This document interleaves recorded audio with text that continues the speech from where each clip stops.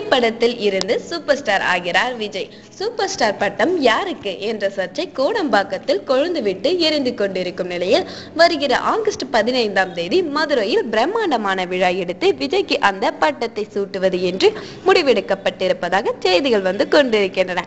அதோடு அப்படி ஒரு விழா நடந்தால் அதில் ரசிகர்கள் மட்டுமின்றி அதை ஆதரித்து பேசுவதற்கு திரையுலக பிரமுகர்களும் வேண்டுமே என்பதால் விஜய் தரப்பில் இருந்து தென்னிந்தியா மட்டுமின்றி பாலிவுட் ஹீரோக்கள் வரை அழைப்பு விடுக்கப்பட்டு வருகிறதாம்.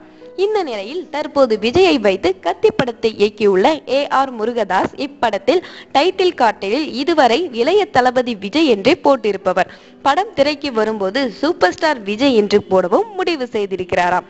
ஆன போதும் அந்த படத்தை சம்பந்தப்பட்டவர்கள் முறைப்படி அறிவித்து விட்டால் தனக்கு பிரச்சனை இல்லை என்று நினைக்கிறாராம்.